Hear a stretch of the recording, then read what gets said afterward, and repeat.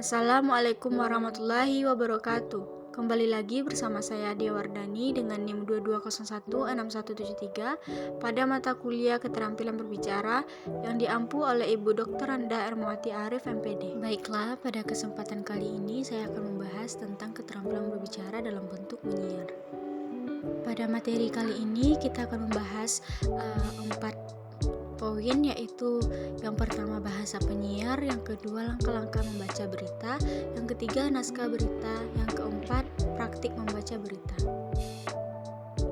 Kita masuk ke dalam pembahasan yang pertama, yaitu bahasa penyiar. Hal yang harus diperhatikan oleh penyiar adalah bahasa. Bahasa meliputi gaya bicara, kelancaran tutur kata yang sempurna harus diperhatikan oleh seorang penyiar saat disampaikan kepada publik. Kemampuan membaca, penyiar yang baik memperhatikan intonasi suatu bacaan. Kemampuan menulis, kemampuan mendengarkan, dan kepribadian yang berarti setiap tutur kata yang menarik perhatian pemirsa. Bahasa yang digunakan adalah bahasa Pers, yaitu salah satu ragam bahasa yang mempunyai sifat khas singkat, padat, sederhana, lancar, jelas, dan menarik. Bahasa penyiar adalah bahasa yang komunikatif. Artinya, seorang penyiar radio harus memiliki kepandaian dalam berbicara agar mudah dipahami oleh pendengar. Selanjutnya, langkah-langkah membaca berita. Membaca berita meliputi langkah-langkah seperti yang pertama, prabaca. Sebelum memulai kegiatan membaca berita, ada baiknya mempunyai koran yang ada pada hari ini dan mengingat berita-berita yang terjadi pada hari kemarin. Selain itu, timbulkan pertanyaan di dalam pikiran, informasi mendesak yang kamu inginkan, serta melakukan survei sekilas, pilih berita utama dan mengurutkan kepentingan berita menurut kebutuhan. Yang kedua, saat baca. Saat membaca berita, sebaiknya melakukan membaca judul berita dengan cermat dan memahami maksud dari berita tersebut dengan merumuskan kalimat selengkapnya. Yang kedua, membaca teras berita dengan penuh kecermatan. Ingat, konteks beritanya dalam hubungan apa, kapan, dan di mana. Yang ketiga, menemukan masalah utama yang menjadi latar belakang peristiwa berita. Yang keempat, mengungkapkan fakta-fakta yang ada. Yang kelima, mengungkapkan bagaimana dan mengapa suatu berita itu dapat terjadi. Langkah selanjutnya yaitu pasca baca. Seperti membandingkan isi berita yang telah dibaca dengan berita yang lain.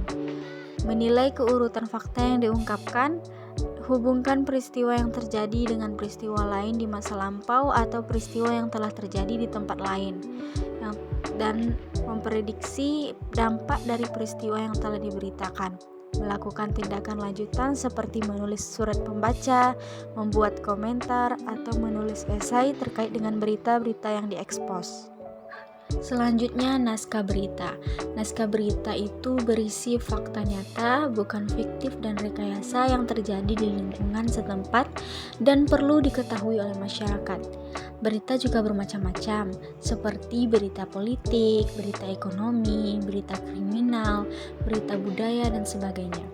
Berita yang dibahas harus sangat dibicarakan, aktual, dan baru terjadi. Naskah berita harus memenuhi 6 unsur yang mencakup who, what, where, why, when, dan how.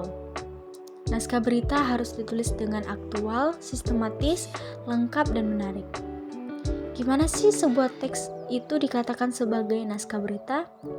Jika dapat memberikan manfaat bagi pendengar yang berkaitan dengan kepentingan masyarakat dan berupa kejadian penting. Pembahasan yang terakhir yaitu praktik membaca berita. Praktik dalam membaca berita itu berguna untuk melatih kelancaran seseorang dalam menyampaikan sebuah berita.